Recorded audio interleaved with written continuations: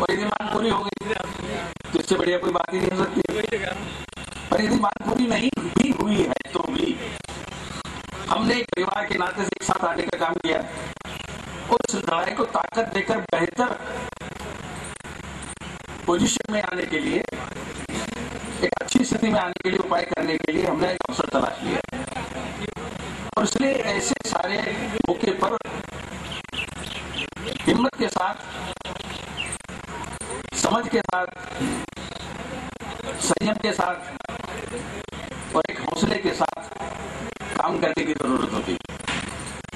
मुझे आनंद साहब ने कहा है कि आना है, मेरे का दिल्ली का बहाना है, जिंदगी का ठिकाना है, मुसाफिर चलते ही जाना है, पर कहीं तो ठिकाना पाना है और इसलिए आपने भी जाना है और जिससे मनवाना है उससे भी मनवाना है, परंतु इसके लिए ताकत के साथ अपनी बात को करके यहाँ से जाना है।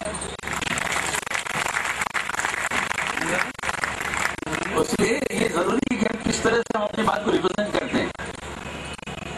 मुझे तो ये सारी बातों को समझने में ज्यादा देर नहीं लगी, क्योंकि ये बातें मुझे पता लगी कि ये वर्कर की इसमें शामिल नहीं है, ऑफिसर्स में शामिल नहीं है। बैंक ऑफिसर्स के एसोसिएट होते हैं, उनके रिप्रेजेंटेटिव होते हैं, उसमें अलग अलग ट्रेड यूनियन के रिप्रेजेंटेटिव होते हैं, उन ट्रेड यूनियन के रिप्रेजेंटेटिव अपनी यूनियन के साथ, रिप्रेजेंटेटिव ट्रेड यूनियन के साथ बातचीत करते हैं, नेगोशिएशन करते हैं, समझौता करते हैं, सरकार से जो लेना चाहिए बैंकिंग के क्षेत्र में वो लेते हैं और उनको वो मिल जाता है। वर्कर्स के नाते भी वर्कर्स के ट्रेड यूनियन ऑर्गेनाइजेशंस काम करते हैं, फैक्ट्री में हो, किसी इंडस्ट्री में हो, अपना काम करके अपना सारा अधिकार लेने के लिए संघर्ष करते हैं। उसमें से उनका वेजेस के बारे में रिवीजन का मामला हो जाता है, वेज बोर्ड के बारे में मामला हो जाता है, बाकी की सुविधाओं के बारे में मामला हो जाता है, हाउस रेंट और अलाउंसेस के बारे में मामला हो जाता है, तो उनकी सारी सिक्योरिटी के मामले में बात करके उस फैसला हो जाता है। तो ये जो कॉन्ट्रैक्ट का, ये जो ठेके का काम है, इस पर ठोका नहीं मारेंगे जब तक आवाज होने वाली नहीं है, क्योंकि ये इधर उधर कहीं नहीं है। वास्तव में जो मेन एम्प्लॉयर है उसने हमारे इंटरेस्ट देखना चाहिए, उसने हमारी सेफ्टी, सिक्योरिटी, हमारी गुजारा लायक सैलरीज की व्यवस्था उसको करना है। और आज के समय में जब एग्रीकल्चर ग्रेजुएट हो जाता है, हमारे साकला जी केरा जी यहाँ पर आ गए, ये हमारे नेता हैं, ये यही रहता है, मैं बाहर रहता हूँ, ये यही रहते हैं, आप सब जाने वाले यही रहने वाले हैं, तो इनके भरोसे भी हम कुछ काम करके जाने वाले हैं, क्योंकि हर जगह हर आदमी की मदद लगती है। जी, मैंने कहा ना कि मैं तो फीलर हूं, रिक्त स्थान की पूर्ति करो, और उस रिक्त स्थान में जो पूर्ति होती है उस पूर्ति को करने के लिए सब आप आए हैं। मैं तो आपकी आवाज बन करके आपके ही अंदाज में कुछ बातें करने की कोशिश कर रहा हूं। मैं जानता हूं कि आपका कष्ट और आपकी असुविधाएं जितना आप अच्छी तरह से जानते होंगे, आपके करीब आने से मैं कुछ समझ रहा हूं, क्योंकि इस कॉन्फ्रेंस के बाद जो कुछ भी है आगे की लड़ाई में, उसको बहुत बेहतर तरीके से कर सके, रिप्रेजेंटेटिव तरीके से कर सके, ऐसी कोशिश और ऐसे उपाय हमको करना होंगे। ऐसे सारे उपायों में मैं आपके साथ हूं, यह एहसास हम कर सकते हैं।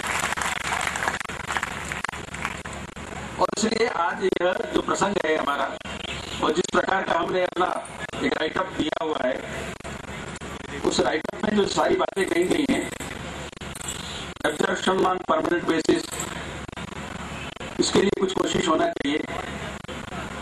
तो अभी तो परमानेंट क्या, हमको टेम्परेरी नमस्कार जी, नमस्कार जी, हमारे नेता जो इधर ही नेता, उनको प्रणाम करता हूँ, वणक्कम, नमस्कार। हाँ जी, साउथ इंडिया, तो ये भारत, उत्तर भारत, दक्षिण भारत भी इधर है, वो बेंगलोर से भी आए हैं, बेंगलोर से भी आए हैं, फिर तमिलनाडु से भी कोई आएगा, फिर हैदराबाद से, फिर पूरा दक्षिण भारत हो जाएगा, फिर इधर चंडीगढ़ से, फिर दिल्ली से, फिर हरियाणा से, फिर इधर आना, फिर उधर जाना, दूध दही का खाना हमारे साथ भी होगा, हरियाणा आगे बढ़ते जाएंगे। तो ऐसा सारा हिंदुस्तान मनाने का काम कर रहे हैं। और एग्रीकल्चर जो हमारे अफसर्स हैं, सर ये सब सारे देश में से आए। तो जैसा मैंने कहा था कि परमानेंट एब्जॉर्प्शन की बात जो आपने कही है, परमानेंट प्रोबेशनर ऑफिसर्स, अब प्रोबेशन का टाइम तो आपका होगा 2 साल, में क्या होता है प्रोबेशन में, क्या होता है प्रोबेशन का मतलब 10-20 साल होते हैं। कोई प्रोबेशन है 6 महीने का, प्रोबेशन है 3 महीने का, ज्यादा से ज्यादा 9 महीने का, साल भर का, 2 साल का, कुछ तो डिलीवर होना चाहिए ना। 2 साल में भी कुछ ना हो और उसके बाद भी हमको क्या तकलीफ है? जो बात मानेगा उसकी जिंदाबाद, जो नहीं माने उसकी मुर्दाबाद। हमारा क्या जैसा तेरा गाना वैसा हमारा बजाना। यदि तेरे को समझ में नहीं आना तो फिर तेरा क्या ठिकाना है, तेरे को भी यहां से जाना।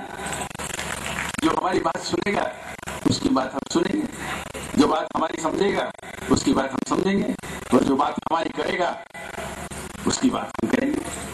और इसलिए हम तो उसके साथ हैं जो हमारी बात करता है। और इसलिए सबको साथ लाने के लिए, सबकी बात को एक साथ उठाने के लिए एक फोरम बनाया गया है। इस फोरम को जितना मजबूत हम बनाएंगे, अभी आपसे कहा है कि आप अपनी जानकारी देने का काम करें, उस जानकारी के आधार पर अपने कॉन्टेक्ट और अपने संपर्क और संबंध स्थापित करने के लिए उपाय स्थिर हो जाएगा। और उसी के माध्यम से हम अपने इस एजुकेशन को, हमारे आंदोलन को, क्योंकि सरकार मुझे पता है लेकिन बड़ी देर से मानती है कि आवाज जरा ऐसी जरा सुनने के लिए जरा थोड़ा सा ऊंचा ही सुनती है। जो कोई ऊंचा सुनता हो तो उसको ऊंची आवाज में सुनाओ, जो नहीं समझता है, जो जैसे समझता है उसको वैसे ही समझाओ, और इसलिए एक साथ में आओ। और साथ में जब हम आते हैं तो बात बन जाती है। तो आज का एक प्रसंग, जब हमारी बहन लोकसभा में प्रतिपक्ष के नेता